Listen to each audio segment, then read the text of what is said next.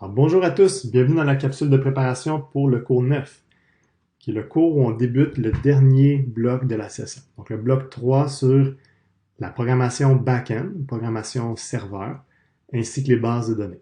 Et là ici c'est un cours où on va utiliser PHP. Il y aurait eu d'autres choix comme Ruby, comme Python, comme Node.js.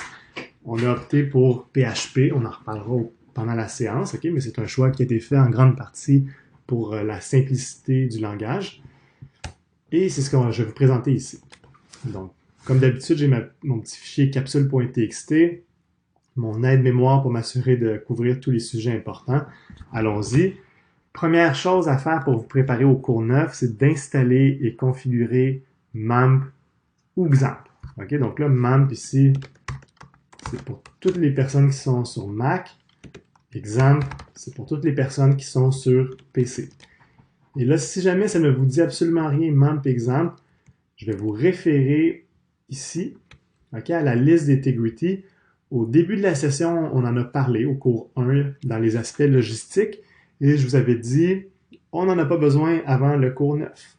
Donc, nous sommes rendus au cours 9, le temps passe vite. Vous avez ici les capsules pour XAMPP, ici les capsules pour MAMP.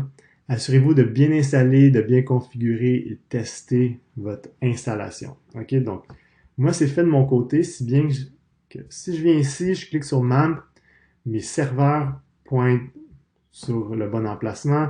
Je peux les lancer ici. J'attends un peu, il y a une page qui est ouverte. Et si je viens sur My Website, OK, moi j'ai fait pointer ça sur l'ensemble de mes dossiers HEC. Vous faites pointer votre serveur sur votre dossier de travail, comme c'est décrit dans la capsule Integrity.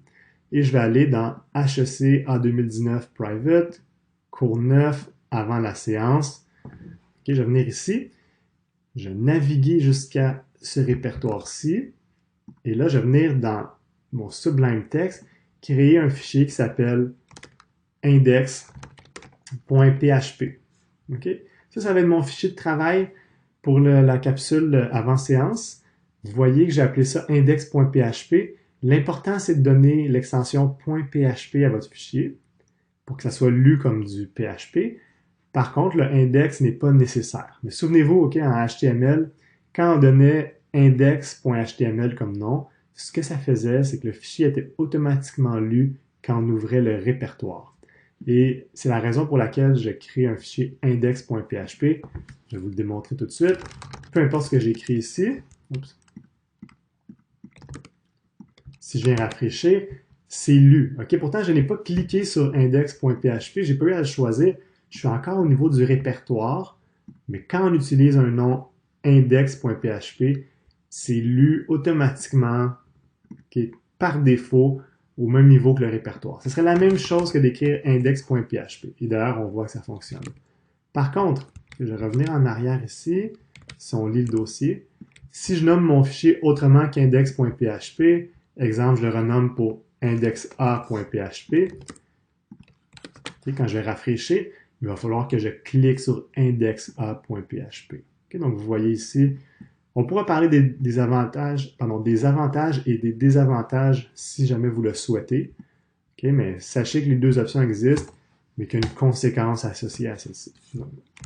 Moi, je vais toujours appeler mes fichiers index.php lorsque c'est un fichier qui doit être lu au même niveau que le dossier. Index.php. Bon, c'est fait. Donc, ça, c'est beau. OK. Ici, si jamais il y a des questions après avoir installé, configuré et testé avec les capsules Integrity, écrivez-moi, j'essaie de vous aider. S'il vous plaît, n'attendez pas à jeudi soir ou encore pire, n'attendez pas, quand je dis jeudi soir, c'est parce que je prépare la capsule en fonction d'un cours qui est un vendredi. Mais si votre cours c'est le lundi, n'attendez pas au dimanche soir. Et s'il vous plaît, n'attendez pas à la période du cours en tant que telle. Il y a toujours des étudiants qui font ça. Ils attendent à la séance et ils essaient d'installer ça en début de séance pendant que je parle. Ils sont pas concentrés. Et là, c'est toujours là qu'il y a des problèmes. On dirait que quand on le fait à l'avance, il n'y a pas de problème, mais quand on le fait pendant un cours, tout bug. Et là, ils perdent une séance de cours. Okay? Donc, s'il vous plaît, ne soyez pas cette personne. Faites-le à l'avance pour arriver prêt au cours 9. Ça, c'est beau. Echo et VARDump. Okay? Avant de faire la lecture active des articles, je veux vous parler de Echo et de VARDump. Donc, echo, vous pouvez voir ça comme le console.log version PHP. Okay? Console.log, on s'en est servi vraiment de manière abusive. Je vous ai fait faire des consoles.log d'à peu près n'importe quoi parce que c'est ce qui nous permet de comprendre qu'est-ce qui est dans nos variables ou de comprendre le flux de travail ou comprendre est-ce que notre if-else fonctionne. Là, ici, on a le echo en PHP. Donc, avant même d'écrire echo, ça nous prend les balises PHP. Okay, je vais les écrire ici. Vous aurez la chance de les pratiquer dans les lectures. On y arrive tantôt. Et ça, ce sont les balises qui nous permettent de définir un contexte PHP. Okay, un peu de la même façon qu'on a regardé quand on avait du HTML.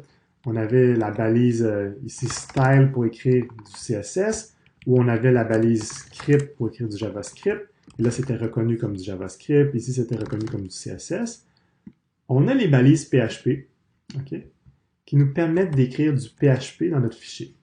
Si on écrit ici, à l'intérieur des balises, c'est traité comme du PHP. Si on écrit soit après ou soit avant, c'est traité comme du HTML. Donc, ceci est du HTML. Hop, ceci est du HTML. Mais là, ceci, okay, on voit que la couleur n'est pas la même. Ici, le serveur PHP va essayer d'interpréter ça comme du PHP parce que c'est à l'intérieur des balises. Je vais le mettre en commentaire un instant. Oups. Je vais sauvegarder, rafraîchir. Ceci est du HTML, ceci est du HTML. Et là, je vais mettre ceci est du PHP. Essayez de sauvegarder. On voit qu'il y a une erreur. Et vous devriez être en mesure de voir cette erreur-ci si jamais vous testez. Et ça, j'en ai parlé dans les capsules Tegrity d'installation et de configuration par rapport aux erreurs, aux messages d'erreur que vous devriez voir. Donc, assurez-vous d'avoir toute cette fonctionnalité-là, pas juste le message générique. Je reviens ici. Et là, ça nous amène à la commande echo. C'est comme un console.log version PHP, okay, mais ça n'apparaîtra pas dans la console, ça va apparaître directement à l'écran. Ceci est du PHP. Donc, la commande echo, dans certaines sources, vous allez peut-être voir print, mais nous aussi, on va utiliser echo. C'est la commande qui permet d'envoyer du contenu à l'écran. Ça peut être du contenu texte, ça peut être un mélange de HTML avec du texte. Okay, ça pourrait être 50 lignes ici de balises et de texte, ça fonctionnerait. Donc, ceci est du PHP. Je vais le mettre pour le plaisir dans un titre de niveau 1. Regardons qu'est-ce que ça donne. Ceci est du HTML, ceci est du PHP, ceci est du HTML. Bon. Commande extrêmement importante. Je veux tout de suite vous introduire à une deuxième commande qui peut être perçue comme similaire. C'est vrai qu'il y a vraiment un lien direct. C'est la fonction var dump. Donc, tant qu'on aura des... Okay, j'appellerais ça des variables scalaires.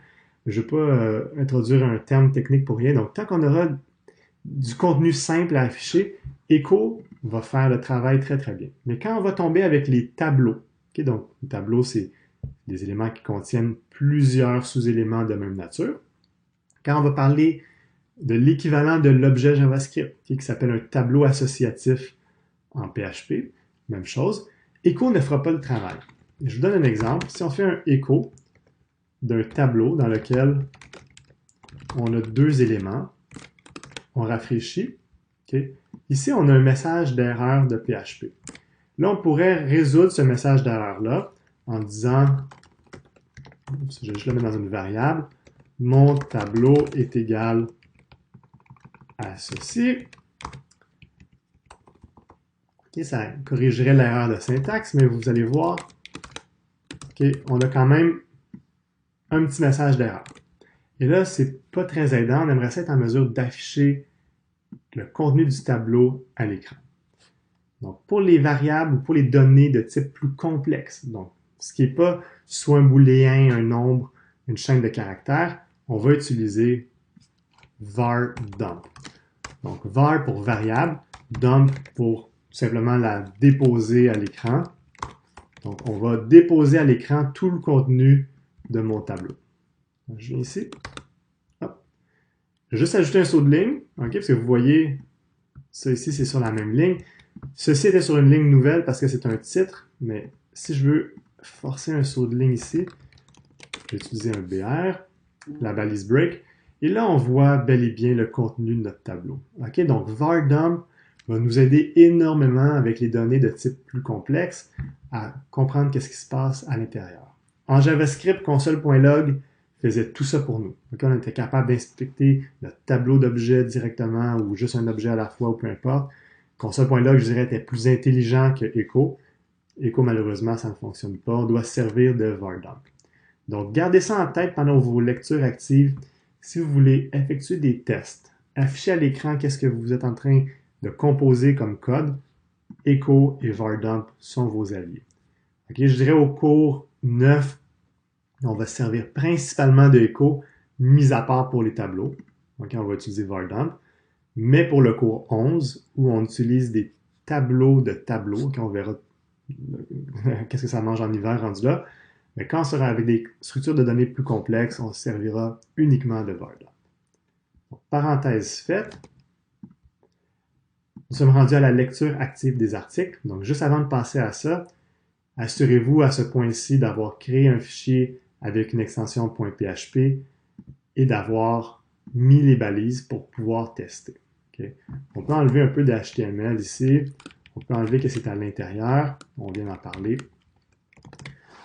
Voici le point de départ pour commencer à lire. Okay, donc, je viens ici dans zone cours. OK, on peut lire les objectifs si on le désire. Et j'ai ouvert les liens vers les différents articles. Ça, on l'a couvert, on en a parlé. Syntaxe de base. S'il vous plaît, lisez ça. Très important. Et effectuez des tests. Donc, on a vu un peu comment s'y prendre pendant les cours 1 à 8. Exemple, je lis sur les balises. Bon, ben là, maintenant, on sait que la balise d'ouverture. Eux ici nous disent que c'est pas nécessaire de la mettre, la balise de fermeture. Il y a certaines raisons pour lesquelles ce n'est pas nécessaire, mais on va quand même la mettre dans le cadre du cours. Et ce que je dis aussi, c'est de toujours arrêter lorsque vous arrivez au User Contributed Notes. Okay, donc, ici, là, je le dis, ignorez cette section-ci. Ça ne fait pas une lecture qui est très longue. Si on regarde balise PHP, dans le fond, c'est voici la lecture à faire. Ensuite, on passe échappement depuis le HTML. Ça, c'est extrêmement important. On va en faire au cours 9. Comment on peut alterner entre du HTML et du PHP? C'est simplement en mettant des balises où on veut utiliser du PHP. Et lorsqu'on ferme la balise, ben, on retombe à HTML. Donc, on peut se servir ici. Regardez comment c'est beau. Okay. PHP, PHP, PHP. Mais ce qu'il y a à l'intérieur, c'est du HTML. Okay, donc, lisez là-dessus. Très intéressant. Effectuez quelques tests. Okay, je ne ferai pas ça avec chacune des sous-sections. Vous allez tomber dans les types. Vous allez reconnaître beaucoup de choses de JavaScript. Donc, j'espère que vous avez vraiment une base solide avec ce qu'on a vu. J'espère que vous avez bien compris la matière. Ça va vous aider énormément. Les booléens, les entiers. Ça, les entiers, ce sont les nombres qui ne sont pas décimaux. Les nombres à virgule flottante, les chaînes de caractères et les tableaux. Okay, ça, c'est écrit. On arrête au tableau. Vous allez voir. Les tableaux. Et là, ici, je vous spécifie là, seulement l'approche avec les crochets. Pour les chaînes de caractères, seulement la syntaxe en guillemets simple et guillemets double. Il y a d'autres façons de les écrire. On se concentre sur celle-ci. Essentiel. Okay, les variables. On jette un coup d'œil à ça ici. Okay, on fait des petits tests. Vous voyez, VarDump ici s'en servent. VarDump, etc. Et finalement, les structures de contrôle. Si je me souviens bien, il y a seulement if et else. Introduction, if et else. Rendu au cours 11, on parlera d'autres structures. Ce serait très intéressant. On parlera du for et du for each. Le for each qui sera optionnel parce que c'est l'équivalent du for 2.of en JavaScript. Donc, on fera la boucle for ici avec les tableaux et pour parcourir nos tableaux d'objets qui s'appelleront autrement rendus là, on en parlera. Mais pour le cours 9, if et else, exemple, je prends le if. Je fais un test. Je prends ceci. Je regarde qu'est-ce qui se passe. Oh, mais là, je me pose la question. Il n'y a pas d'accolade. Pourquoi il n'y a pas d'accolade? Oh, il y a une raison. Okay, donc, on lit un petit peu et là, on se rend compte, OK, si je veux mettre plus d'une ligne, ça me prend les accolades. Ici, il y avait une seule ligne, donc je n'avais pas besoin d'écrire les accolades. Okay. C'est une bonne pratique, on les écrit toujours, comme ça, c'est clair. Quand on devient plus avancé, bon, ben là, on peut prendre la décision de ne pas les utiliser. Donc, là encore, ce n'est pas une très longue section. On arrête lorsqu'on voit User Contributed Notes et ça fait le tour. Et vous devriez vraiment voir une très grande similitude avec le JavaScript. Oui, il y a un dollar qui est différent. Oui, c'est écho au lieu de console log, mais les idées restent les mêmes. Une condition qu'on évalue, des actions qu'on prend seulement si la condition est vraie. Donc, les mêmes idées qui sont répétées. Donc, ça, c'est pour la portion lecture active.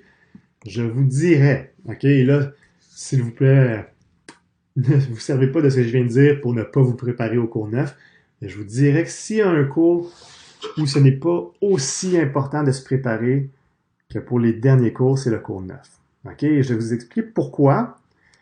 Si vous avez maîtrisé 100% de la matière des cours 5 à 8, rendu au cours 9, la différence, c'est la syntaxe. Okay? Et la syntaxe sera légèrement différente pour quelques subtilités. Exemple, quand on va parler de chaîne de caractères avec les guillemets doubles, on peut utiliser une technique qui s'appelle l'interpolation en PHP. Ça n'existe pas avec les guillemets doubles en JavaScript. Donc, il y aura des différences subtiles. Mais honnêtement, là, si vous avez tout compris dans les cours 5 à 8, vous pourriez quasiment vous présenter au cours 9 en ayant seulement fait l'installation, configuration de MAMP, avoir compris Echo et VarDump. Et je vous dirais que ceci va seulement être un refresher des cours 5 à 8, mais la version PHP. Okay? Donc, si vous êtes en retard sur le matériel du bloc 2 JavaScript, ou si vous avez, pour une raison quelconque, aucunement le temps de vous préparer cette semaine, c'est sûrement le cours où c'est le moins pire de ne pas tout lire les articles. Okay? Donc, bien évidemment, je vous encourage à le faire. J'espère avoir mis un assez gros bémol sur mon statement où je vous disais que c'est pas si pire si vous ne vous préparez pas, qu'il y a un gros bémol, mais je voulais quand même le mentionner pour ceux qui peuvent être un peu plus coincés dans le temps ou qui ont du rattrapage à faire pour les cours 5 à 8. Okay? Donc, ceci étant dit, je vous encourage à le faire. N'hésitez pas à m'écrire si vous avez des questions et on se revoit au cours 9. Merci, bye bye.